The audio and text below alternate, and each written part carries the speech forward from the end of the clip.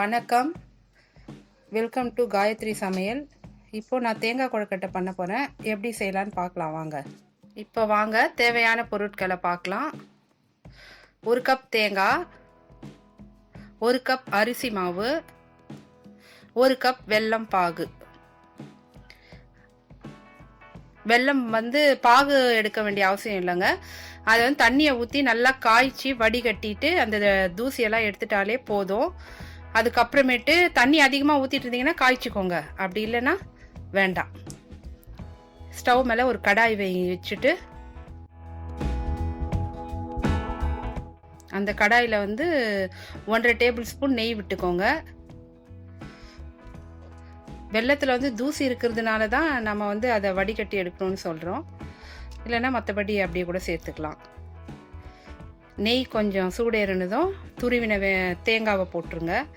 தேங்காவை ஒரு லேசாக வதக்குனா போதும். லேசாக வதக்கிட்டு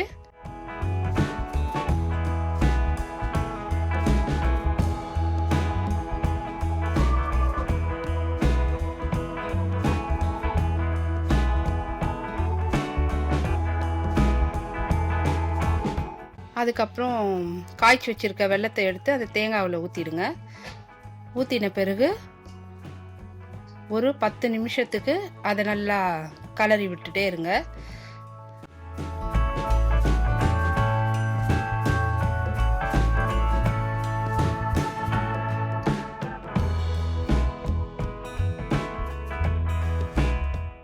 அடி பிடிச்சிடும், அதனால் கை விடாமல் கலரி விட்டுட்டே இருங்க.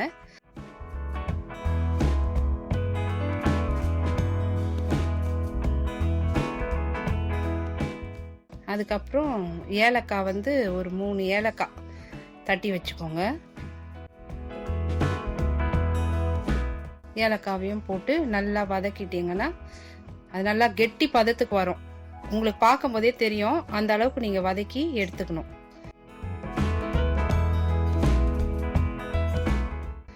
நல்லா கெட்டி பதம் வந்த உடனே நீங்கள் எடுத்து பக்கத்தில் வச்சுடுங்க.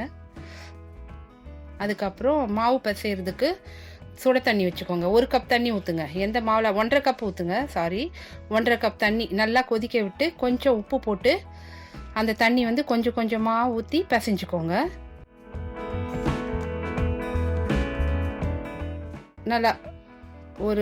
நல்லா கொஞ்சம் சாஃப்டாக வர மாதிரி நல்லா பிசைஞ்சுக்கோங்க. கொஞ்சம் கொஞ்சமாக ஊற்றி பிசைங்க, மொத்தமாக ஊற்றிடாதீங்க. இந்த மாதிரி நல்லா சாஃப்டாக வந்துட்ட உடனே எடுத்து உருண்டை பிடிச்சி கையில் ஒட்டிச்சுன்னா கொஞ்சம் எண்ணெய் தடவிக்கோங்க.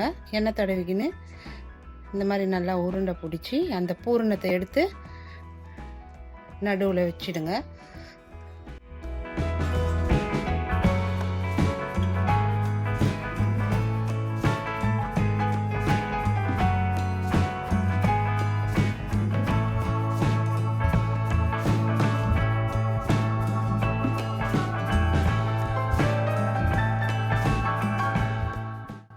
உங்களுக்கு எந்த ஷேப்பில் வேணுமோ நீங்கள் அந்த ஷேப்பில் பண்ணிக்கலாம்.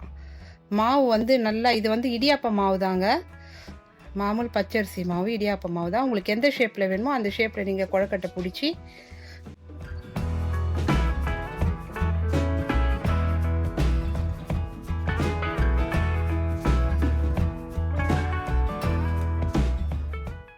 இட்லி பாத்திரத்தில் எண்ணெய் அப்ளை பண்ணிக்கிட்டு இட்லி பாத்திரத்தில்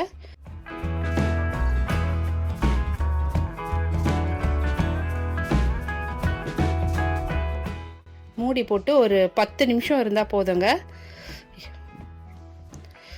10 நிமிஷம் நீங்கள் வச்சு எடுத்துட்டிங்கன்னா கொழுக்கட்டை ரெடிங்க.